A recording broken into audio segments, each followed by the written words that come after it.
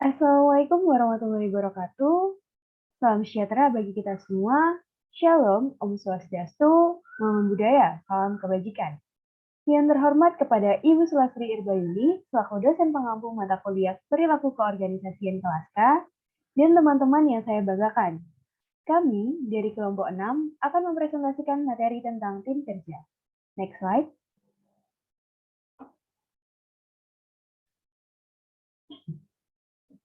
Sebelum memulai presentasi, alangkah baiknya kami memperkenalkan diri terlebih dahulu.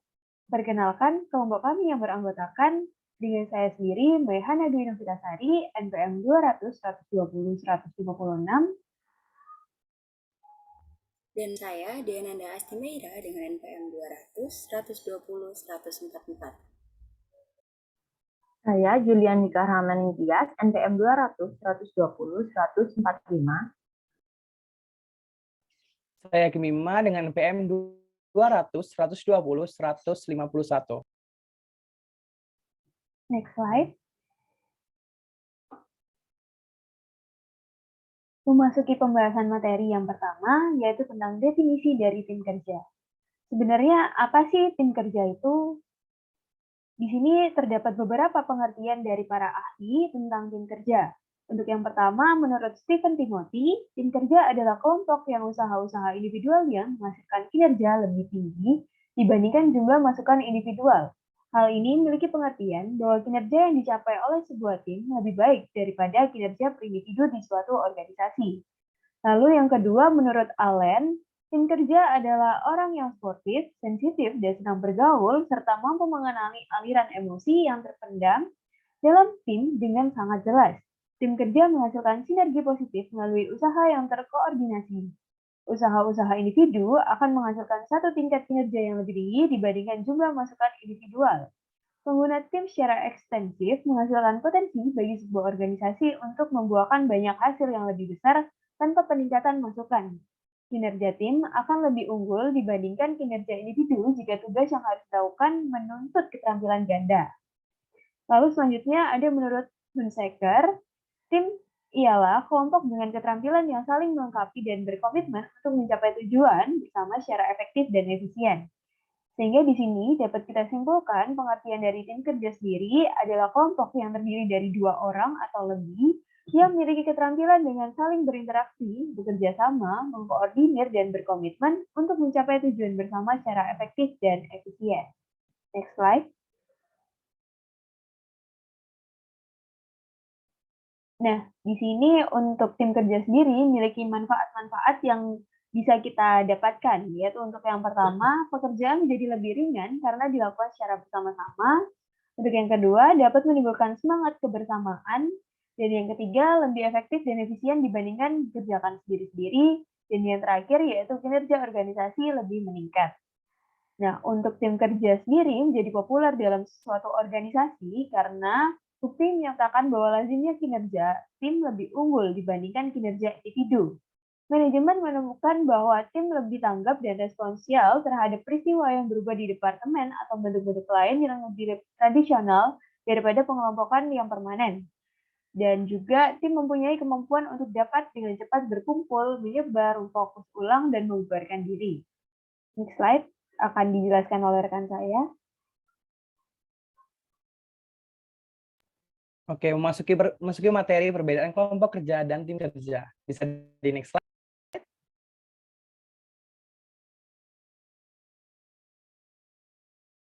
Oke, dari segi tujuan sendiri, kelompok kerja lebih ke berbagi informasi, sedangkan tim kerja lebih ke kinerja kolektif.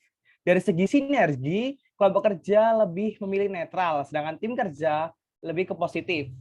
Untuk segi akuntabilitas, kelompok kerja lebih memilih individual, sedangkan tim kerja lebih ke individual dan mutual. Sedangkan dari segi keterampilan, kelompok kerja lebih ke acak dan bervariasi, sedangkan tim kerja saling melengkapi. Next slide.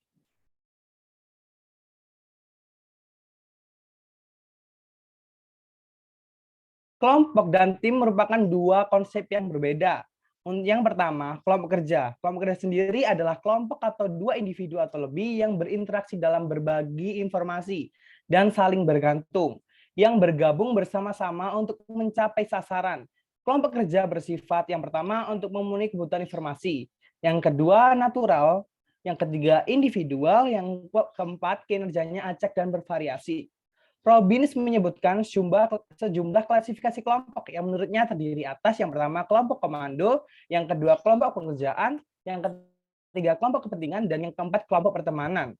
Kelompok 1 dan 2 ada dalam ikatan kelompok formal, sementara kelompok 3 dan 4 ada dalam ikatan kelompok informal. Kelompok formal dibangun selaku akibat dari pola struktur organisasi dan pembagian kerja. Contoh, pengelompokan kegiatan-kegiatan pekerjaan yang relatif serupa ke dalam suatu kelompok. Kelompok formal tercipta untuk mencapai tujuan organisasi. Kelompok ini sangat memperhatikan aspek kegiatan kerja yang terkoordinasi. Orang-orang disatukan bersama berdasarkan peran yang telah ditentukan di dalam struktur organisasi. Sifat pekerjaan adalah aspek dominan dari kelompok formal.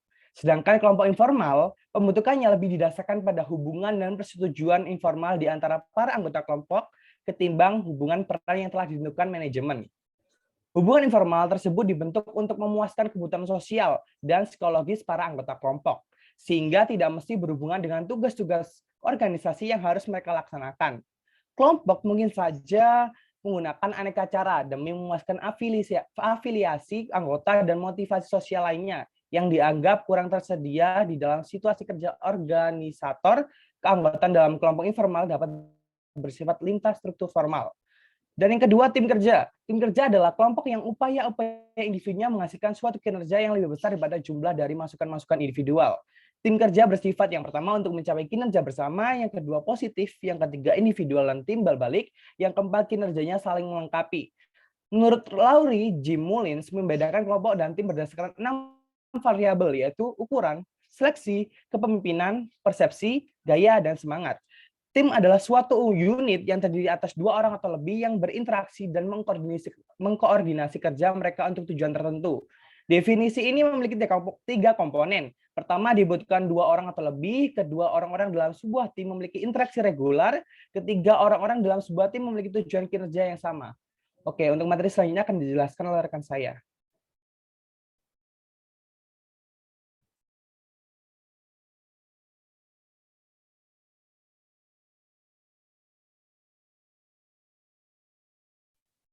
Oke, maaf. Dan untuk kelompok-kelompok tidak sama dengan tim. Kelompok didefinisikan sebagai 2 individu atau lebih yang berinteraksi dan saling bergantung. Saling untuk mencapai sasaran. Suatu kelompok kerja adalah kelompok yang terutama berinteraksi untuk berbagi informasi dan mengambil keputusan untuk membantu tiap anggota berkinerja dalam bidang tanggung jawabnya. Kelompok kerja tidak perlu untuk melakukan kinerja kolektif yang menuntut upaya gabungan. Jadi, kinerja mereka sekedar jumlah kinerja sumbangan individual dari tiap anggota kelompok. Tidak ada sinergi positif yang akan menciptakan suatu tingkat keseluruhan kinerja yang lebih besar daripada jumlah masukan. Kerja tim ialah kerja kelompok dengan keterampilan yang saling melengkapi untuk mencapai tujuan bersama secara efektif dan efisien. Next slide, bisa dijelaskan oleh rekan saya.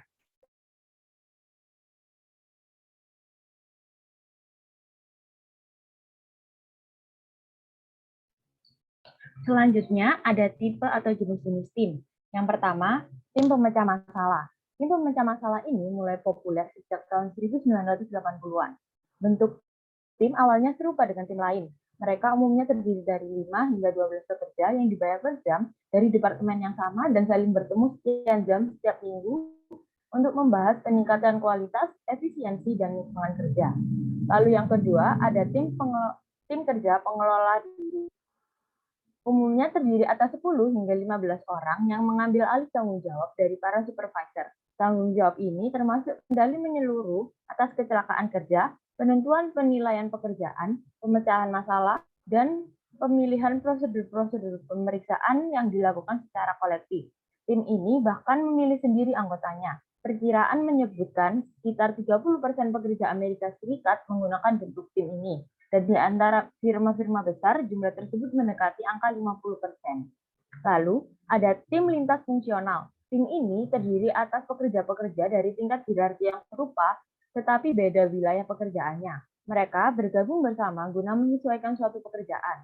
Robbins menyebutkan bahwa banyak organisasi sudah menggunakan tim cross-fungsional ini. Misalnya IBM membentuk gugus tahun 1960-an yang terdiri atas pekerja lintas departemen dalam perusahaan guna mengembangkan 360 fungsi yang sifatnya temporer. Lalu ada tim virtual. Tim virtual menggunakan teknologi komputer guna menghubungkan orang-orang yang terpisah secara fisik guna mencapai sasaran bersama. Teknik tersebut memungkinkan orang-orang yang terpisahkan secara yurisdiksi negara, bahkan benua. Tim virtual dapat melakukan lebih banyak hal ketimbang tim-tim lainnya, terutama dalam hal berbagi informasi, pembuatan keputusan, dan perampungan pekerjaan. Mereka terdiri atas para anggota dari organisasi yang sama ataupun hubungan anggota organ dengan para pekerja dari organisasi lain, semisal supplier ataupun partner. Boleh di next?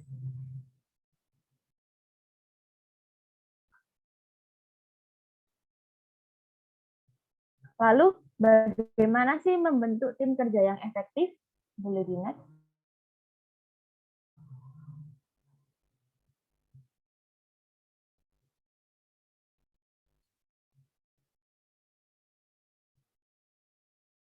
Nah, di sini terdapat faktor-faktor yang mempengaruhi keberhasilan tim, di antaranya sumber daya yang memadai. Tim-tim merupakan bagian dari sistem organisasi yang luas. Setiap tim kerja bergantung pada sumber daya dari luar kelompok untuk mempertahankannya. Kelangkaan sumber daya secara langsung dapat menurunkan kemampuan tim untuk melaksanakan pekerjaan secara efektif dan mencapai tujuan. Salah satu faktor paling penting untuk efektivitas kinerja meliputi informasi secara tepat waktu, perlengkapan yang layak, kepegawaian yang memadai, pemberian semangat, dan bantuan administrasi. Lalu ada kepemimpinan dan struktur. Tim tidak hanya berfungsi jika mereka dapat menemui kesepakatan mengenai siapa yang melakukan apa dan memastikan semua anggota membagi beban kerja. Kepemimpinan penting, terutama di dalam sistem multi-tim. Di sini, para pemimpin perlu untuk memberdayakan tim dengan mendelegasikan tanggung jawab kepada anggota tim, dan mereka memainkan peranan sebagai fasilitator. Dapat dimiliki kepemimpinan bersama melalui pendelegasian yang efektif adalah lebih efektif daripada tim dengan struktur pemimpin tunggal yang tradisional.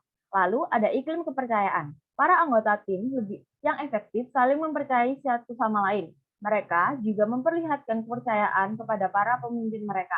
Kepercayaan antara anggota dapat memfasilitasi kerjasama, menurunkan kebutuhan untuk memonitor perilaku satu sama lain, dan mengikat para anggota sekeliling keyakinan bahwa orang lain dalam tim tidak akan mengambil keuntungan dari mereka. Tetapi yang penting bukan sekedar keseluruhan level kepercayaan dalam sebuah tim, namun penyebaran kepercayaan juga sangat penting. Level kepercayaan yang asimetris dan tidak seimbang antar para anggota dapat mengurangi keuntungan kinerja atas kepercayaan yang tinggi secara keseluruhan. Lalu yang terakhir ada evaluasi kinerja dan sistem pemberian imbalan. Evaluasi atas kinerja individu dan intensif dapat mengganggu perkembangan tim yang memiliki kinerja tinggi. Dengan demikian, selain mengevaluasi dan memberikan imbalan kepada karyawan atas kontribusi individual mereka, maka manajemen harus memodifikasi evaluasi tradisional yang berorientasi pada individual dan memberikan imbalan untuk mencerminkan kinerja tim, dan menitik beratkan pada sistem hybrid yang mengakui para anggota individu atas kontribusi mereka yang luar biasa dalam tim. Penilaian yang didasarkan pada kelompok, pembagian laba, pembagian keuntungan, intensif kelompok kecil, dan modifikasi sistem lainnya dapat menegakkan upaya dan komitmen dalam tim tersebut. Boleh di next?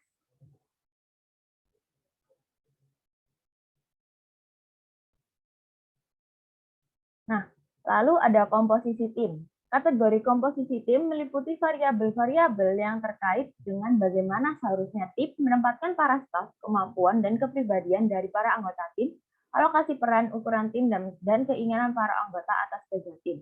Di antara ada yang pertama, kemampuan dari para anggota. Bagian kinerja dari tim bergabung pada tingkat dan kemampuan dari masing-masing anggota. Kinerja sebuah tim tidak semata-mata merupakan penjumlahan dari kemampuan masing-masing anggota. Namun, kemampuan ini menetapkan batasan pada apa yang para anggota dapat lakukan dan bagaimana mereka menjalankan tim secara efektif. Para pemimpin tim yang cerdas dapat membantu para anggota tim yang kurang cerdas ketika mereka berjuang dengan suatu tugas. Seorang pemimpin yang kurang cerdas dapat sebaliknya menetralisir pengaruh dari tim yang memiliki kemampuan yang tinggi. Lalu yang kedua ada kepribadian para anggota. Secara spesifik, tim ini memiliki tingkat ketelitian dan keterbukaan terhadap pengalaman tinggi dari level rata-rata, cenderung mengerjakan tugas dengan lebih baik. Dan sedikitnya, level keramahan dari anggota tim juga merupakan persoalan. Orang yang teliti sangat dibutuhkan untuk menutupi kekurangan anggota tim lainnya. Dan mereka bagus pada penginderaan ketika dukungan mereka benar-benar diperlukan. Para anggota tim yang terbuka dapat berkomunikasi dengan baik satu sama lain dan menyampaikan lebih banyak gagasan, yang mana membentuk tim-tim yang terdiri atas orang-orang yang lebih terbuka dan lebih kreatif serta inovatif. Lalu ada keragaman para anggota. Suatu kondisi di mana para anggota dari suatu unit kerja atau kelompok dan tim berbagi atribut demografi yang umum.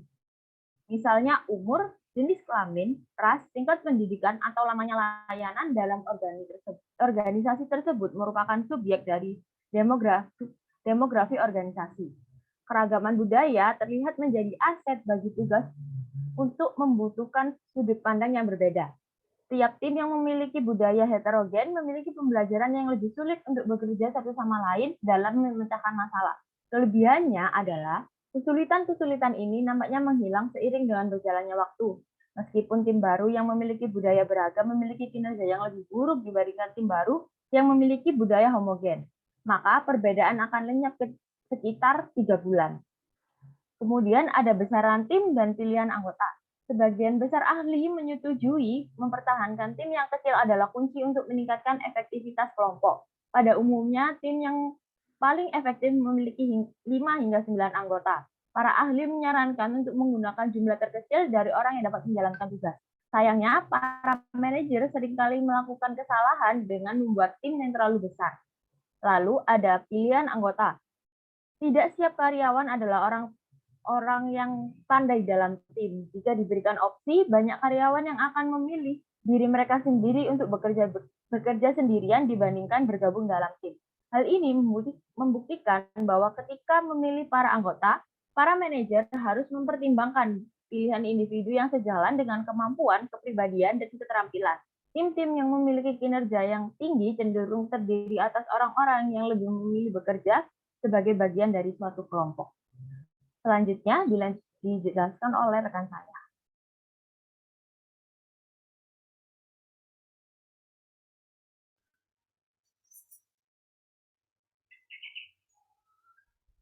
Nah, untuk slide selanjutnya ada peranan kunci dalam tim.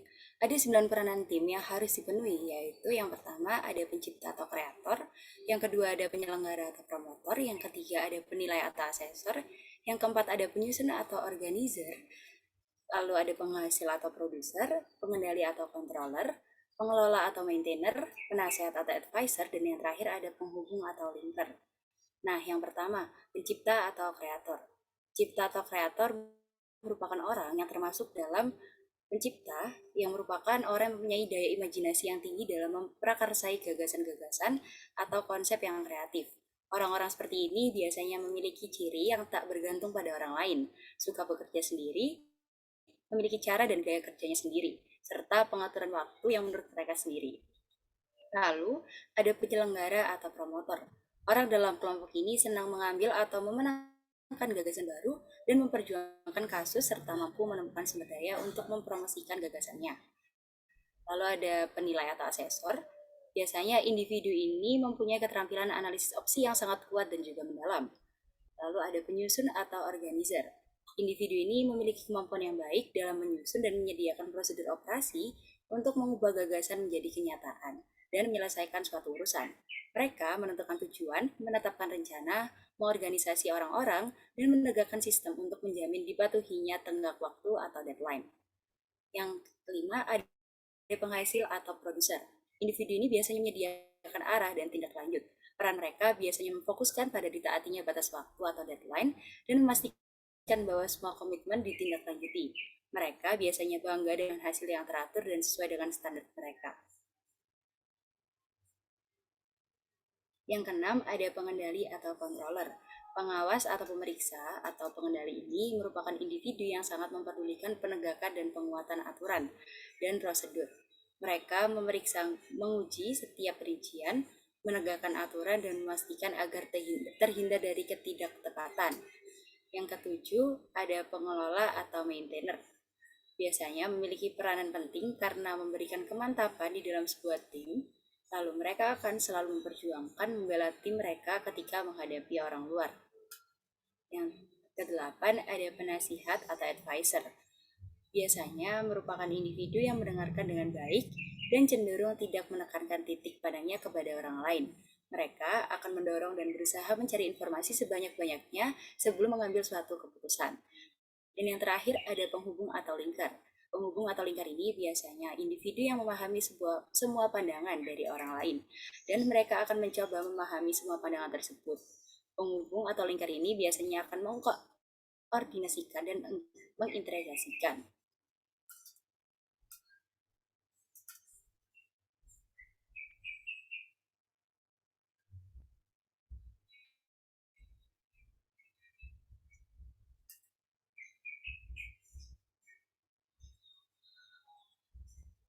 Lalu ada proses tim. Yang pertama ada rencana dan tujuan tim. Tim-tim yang efektif mulai dengan menganalisis misi dari tim, mengembangkan tujuan-tujuan untuk mencapai misi tersebut, dan menciptakan strategi untuk mencapai tujuan. Tim-tim yang secara konsisten mengerjakan dengan lebih baik harus menetapkan makna yang jelas dari apa yang perlu dilakukan dan bagaimana harus melakukannya. Dari para anggota tim ini yang berhasil menempatkan sejumlah waktu dan upaya yang sangat besar dalam pembahasan, pembentukan, dan persetujuan atas tujuan yang menjadi milik mereka, baik secara kolektif maupun individu. Singkatnya, mengharuskan seluruh pekerja pada suatu tim yang mengusahakan tipe tujuan yang sama merupakan suatu hal yang penting. Lalu ada tujuan yang spesifik. Tim yang berhasil akan menerjemahkan tujuan umum mereka ke dalam suatu tujuan kinerja yang spesifik, dapat diukur dan realistis. Tujuan-tujuan yang spesifik ini biasanya memfasilitasi komunikasi yang jelas. Mereka akan membantu tim untuk mempertahankan fokus mereka pada perolehan hasil. Konsistensi dengan riset pada tujuan individu, tujuan tim harus menantang pula. Tujuan yang sulit namun dapat dicapai dan akan meningkatkan kinerja tim pada kriteria yang telah mereka tetapkan. Sebagai contohnya, tujuan atas kuantitas cenderung meningkatkan kuantitas. Tujuan atas keakuratan akan meningkatkan keakuratan. Lalu ada keberhasilan tim. Tim yang efektif memiliki kepercayaan di dalam diri mereka sendiri. Mereka meyakini bahwa mereka dapat berhasil. Kita dapat menyebutnya sebagai keberhasilan tim atau tim efisiensi. Tim yang telah berhasil akan meningkatkan keyakinan mereka mengenai keberhasilan pada masa yang akan mendatang, yang pada gilirannya akan memotivasi mereka untuk bekerja lebih keras lagi. Selain itu, tim-tim berbagi pengetahuan anggota di dalam tim dapat memperkuat kaitan antara para anggota tim yang berhasil dengan kreativitas individual mereka, karena para anggota dapat lebih secara efektif mengumpulkan pendapat dan nasihat daripada rekan satu tim mereka. Nah, biasanya ada dua opsi untuk membantu tim mencapai keberhasilan, yaitu membantu tim mencapai keberhasilan kecil yang membangun kepercayaan diri dan menyediakan pelatihan untuk meningkatkan keterampilan teknik antar anggota. Semakin tinggi kemampuan dari para anggota tim, maka akan semakin tinggi kecenderungan tim mengembangkan keyakinan diri, kemampuan untuk mengantarkan kepada kepercayaan diri tersebut. Lalu ada mental mode. Mental mode di sini merupakan tim-tim yang efektif membagi mental mode secara akurat, representasi mental atas elemen utama yang terorganisasi di dalam lingkungan suatu tim yang para anggota tim tersebut bagikan. Jika para anggota tim memiliki mental mode yang salah, yang secara umum dimungkinkan dalam tim berdasarkan stres akut, maka mengakibatkan kinerja akan menurun. Nah, kemiripan dari mental mode ini dari para anggota tim merupakan persoalan juga. Jika para anggota tim memiliki gagasan yang berbeda mengenai bagaimana melakukan sesuatu, maka tim akan mempersempit metode dan bukannya fokus pada apa yang perlu dilakukan. Lalu ada kemalusan sosial. Sebagaimana yang telah kita catat lebih awal, dari para individu dapat terlibat dalam kemalasan sosial dan terdapat pada upaya kelompok ketika kontribusi tertentu. Mereka tidak dapat diidentifikasi. Tim-tim yang efektif dapat melemahkan kecenderungan tersebut dengan membuat para anggota secara individu dan bertanggung jawab secara bersama-sama untuk maksud, tujuan, dan pendekatan tim. Oleh karenanya, para anggota harus jelas mengenal apa yang mereka tanggung jawabkan dan atas apa yang mereka bersama-sama tanggung jawabkan. Level konflik. Konflik pada suatu tim tidak lantas merugikan, namun tugas yang moderat selama fase awal kinerja pada tim sangat berkaitan dengan kreativitas tim. Nah, di level konflik ini merupakan level yang memiliki hubungan negatif dengan kinerja tim. Dengan kata lain, ketidaksetaraan yang terlalu banyak maupun terlalu sedikit mengenai bagaimana suatu tim harus memulai pelaksanaan tugas kreatif dapat menghalangi kinerja. Nah, ada cara untuk menyelesaikan konflik yang dapat dilakukan dengan membuat perbedaan di antara tim yang efektif dan yang tidak efektif. Bahwa tim yang efektif dapat menyelesaikan konflik dengan membahas permasalahan secara eksplisit, sedangkan tim yang tidak efektif memiliki konflik yang berfokus lebih kepada kepribadian dengan menyampaikan sesuatu.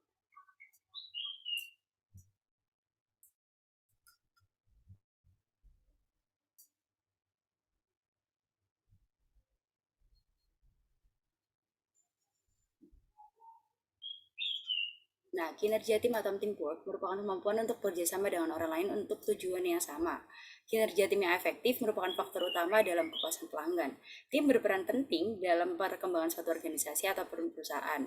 Seperti yang dijelaskan pada slide sebelumnya, ada banyak faktor yang membentuk efektivitas tim, yakni ada konteks yang meliputi beberapa poin, sumber daya yang memadai, kepemimpinan dan struktur iklim kepercayaan, evaluasi kinerja dan sistem pemberian imbalan, lalu ada komposisi dengan poin kemampuan dari para anggota, kepribadian, mengalokasikan aturan, keberagaman, besaran tim, fleksibilitas anggota, dan pilihan anggota. Lalu ada proses dengan poin tujuan umum, tujuan spesifik, keberhasilan tim, level konflik, dan kemalasan sosial.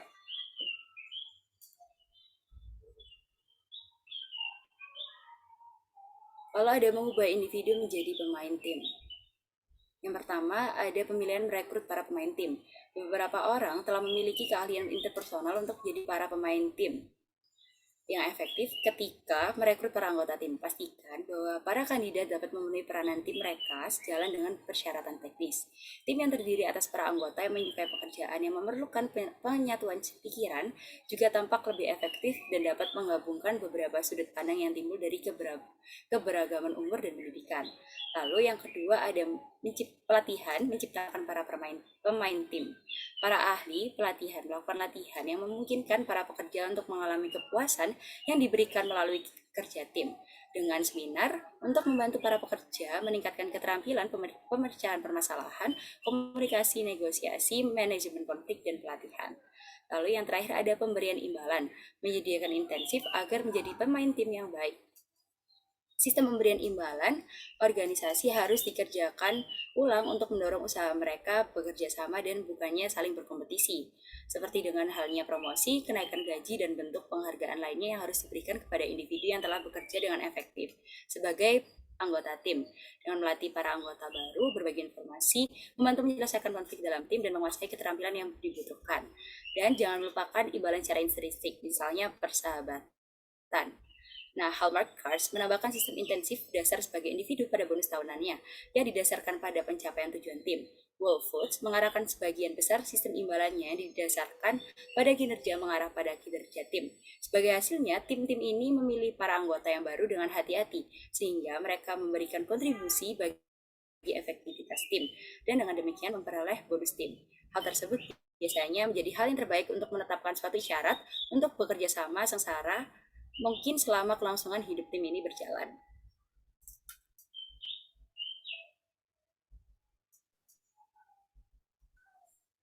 Baik, sekian presentasi dari kelompok 6. Apabila ada pertanyaan, silakan diajukan ke kolom chat. Terima kasih telah memperhatikan presentasi kami hingga selesai. Kurang lebihnya kami mohon maaf. Wassalamualaikum warahmatullahi wabarakatuh.